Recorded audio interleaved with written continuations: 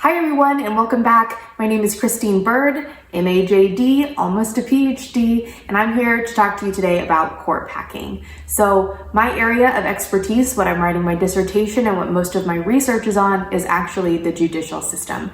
So today we're going to talk about court packing.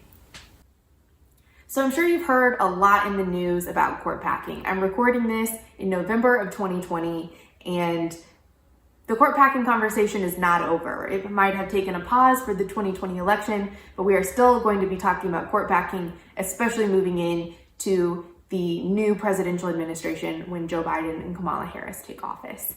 So what does court packing refer to historically? So court packing refers to a very specific period in history when FDR threatened the Supreme Court with adding more judges and more justices to the Supreme Court so that they would rule in his favor. So it has a very negative, pejorative connotation to the term court packing, and what it usually means is stacking a court with judges that agree with you so that they will rule in your favor.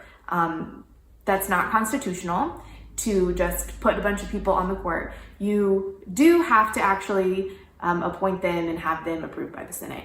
So a lot of people ask, can there be more than 9 justices on the Supreme Court according to the Constitution? And the answer is yes, there can be more than 9 justices. The only thing that the Constitution says about the Supreme Court is that there must be one. There doesn't necessarily have to be 9. We started out with 5 and then we gradually grew to the 9 that we have today. And 9 has been pretty standard for the last 100 years. So 9 is what we have now. So in order to add more justices, what would have to happen is that Congress has to pass a law. You don't need a constitutional amendment for this one. You do need, however, cooperation of the Senate and the House of Representatives, which is, at this point on this subject, almost just as impossible as passing a constitutional amendment.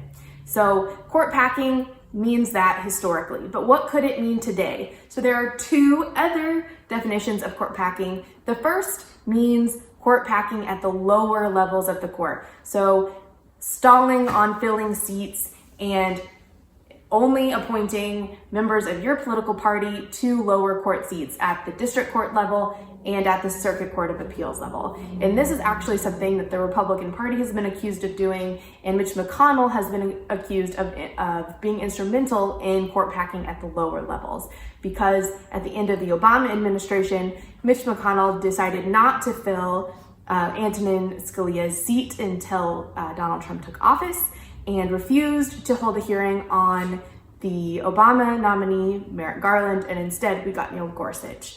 And then we saw him flip his position in today's contemporary moment when Ruth Bader Ginsburg passed away and the nomination of Amy Coney Barrett was pushed through during an election.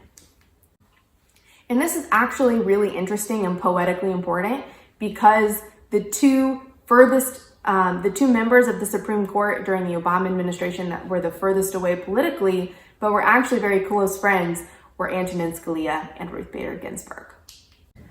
So there are a couple very popular Supreme Court reform plans going forward. And one of the most popular, and in my opinion, the most reliable, and I think probably the one that stands the most constitutional ground and doesn't require a constitutional amendment, is to get the House and the Senate to pass a reform bill. And this reform bill would actually state that instead of having a lifetime appointment, which is required by the Constitution, so this is where we get constitutionally wobbly, the Supreme Court justices would cycle off the bench every 17 years. I think if I were writing a plan, I would make it a little bit shorter than that, maybe every 7 years.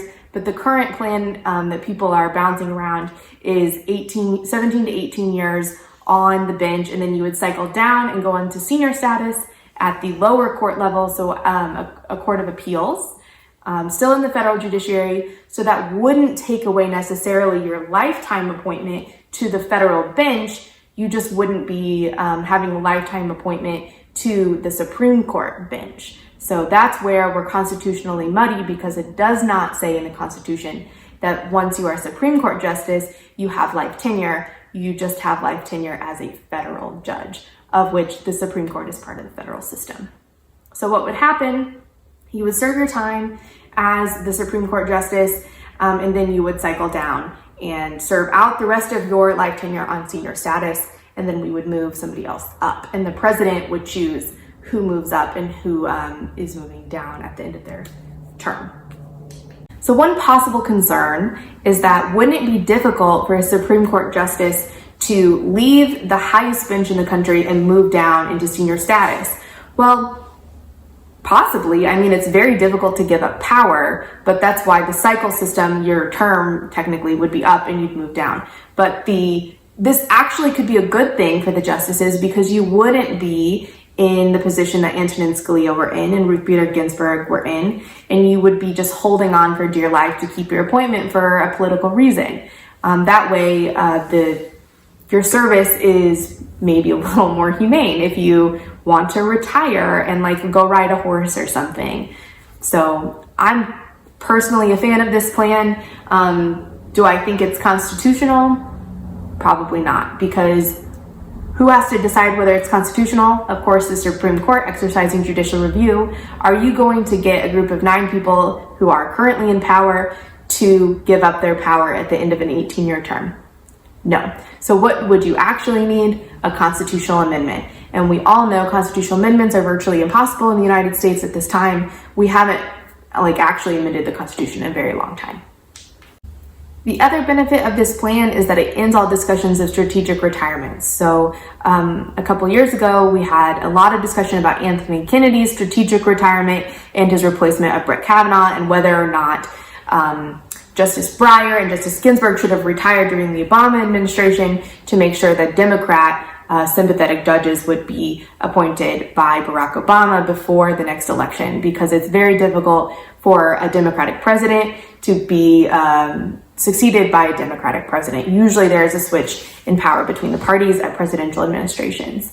So this new plan that is heralded by people like Elizabeth Warren would be solving a lot of those problems. What is the likelihood that we're going to execute on this plan? Almost zero. It's absolutely not going to happen, in my opinion, from what I've read, from what I've done my research on, and from what I've read from other researchers. Very unlikely, but it is a compelling argument nonetheless. The other definition of court packing would be, of course, focusing on the Supreme Court level and adding justices to either balance the court so that it is half Republicans, half Democrats, or actually to give one party significant advantage. So we've seen lots of different proposals on this topic, one of which is to increase the number of Supreme Court justices to 20 justices. So that would mean that it would be more than a 50% increase. So in the end, is court packing a good thing or a bad thing? Well, like most things in politics, it's neither good, neither bad. It just depends on what benefits your political motives at the time, what benefits the politicians' political motives at the time. So when Democrats are in power, they are pro-court packing because it would support them. If Republicans are the ones promoting court packing, then Democrats will be anti-court packing. So this is just one of those political issues that's moldable to the political time. And so when you're analyzing the question of court packing, it's very important to understand the context of political time.